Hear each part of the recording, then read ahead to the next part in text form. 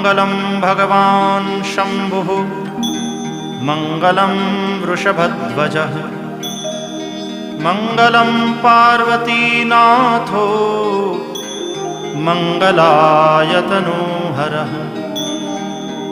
सर्वमङ्गलमाङ्गल्ये शिवे सर्वार्थसाधिके शरण्ये त्र्यम्बके गौरी नारायणि नमोऽस्तुते।